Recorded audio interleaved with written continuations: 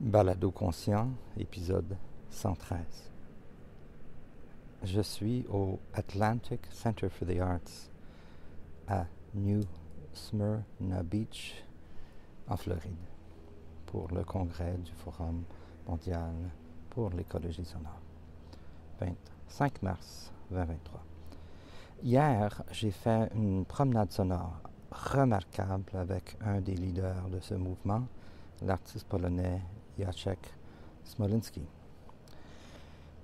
Jacek ne parle pas français et donc, au lieu de faire une traduction puis une narration par-dessus sa voix, j'ai décidé de vous présenter la version originale en anglais, puisque les sons sont imbriqués dans sa narration et c'est mieux d'entendre l'original.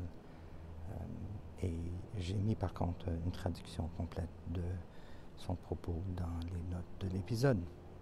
Alors, c'est en deux parties.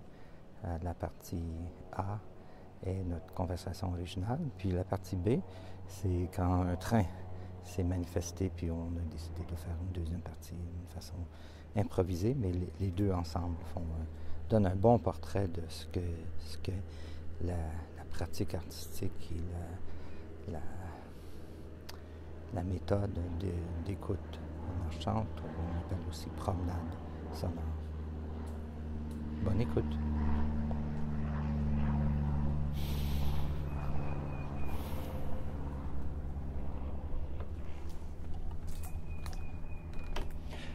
Jacek, what is sound walking? Yes, that's a very broad question, but I will try to answer from kind of two perspectives, from my own and from perhaps what is kind of more generally considered soundwalking. So, to quote Hildegard Westerkamp, one of the pioneers of that practice, basically soundwalk is any kind of excursion into an environment which is motivated by us listening to it, whether we do it with or without technologies, whether we do it on our own or in a group.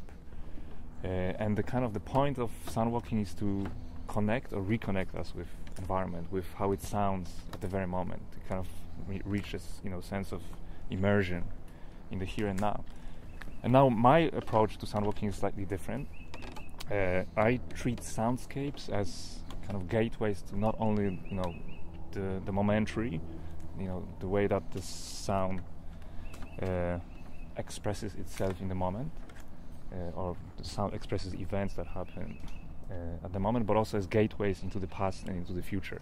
So I like to kind of expand a little bit the perspective of soundwalking and use it as a kind of a vehicle to move us between different scales, between different temporalities, and between different standpoints, or different angles from which we can engage in this act of connecting with environment. And the way I do it is by, of course, encouraging people to listen with whatever listening capacities they have, but also through technologies. And as a scholar in media and in communications and person interested in technological developments within kind of sonogram, I'm trying to treat technologies as our companions rather than enemies or something that is alien to our human nature, and try to build kind of organic synergies between the way we implement technologies in our lives and in our ways of understanding nature around us. And all the ethical ramifications of exactly. That. And there are, of course, ethical ramifications. So I like to call my approach to soundwalking as kind of a kind of transversal listening or hybrid listening, where basically listening becomes like a vector that cuts through different layers of the environment in a kind of geological material sense, but also in a temporal sense. So as we stand here, for example, we're not standing only here in this particular geography, but we are at the same time kind of benefiting from other geographies that surround us, and that we can actually hear, right? For instance, the air traffic, and through that sound we can connect with very distant geographies, in a kind of most direct sense, the geographies from which those planes arrive or are kind of destined to. But we can also, think of the plants around us as some of them are not necessarily native to this geography, right? They come from somewhere else. They pertain to different histories of, for instance, colonization, and so on. And the same applies to temporalities. The sounds we hear today are here for some reason, right? They have their roots in other events, other sonic events that might not be directly accessible to us. And thus also, this is also why I like to encourage imagination as a kind of natural component to sound walking and listening, and to enable kind of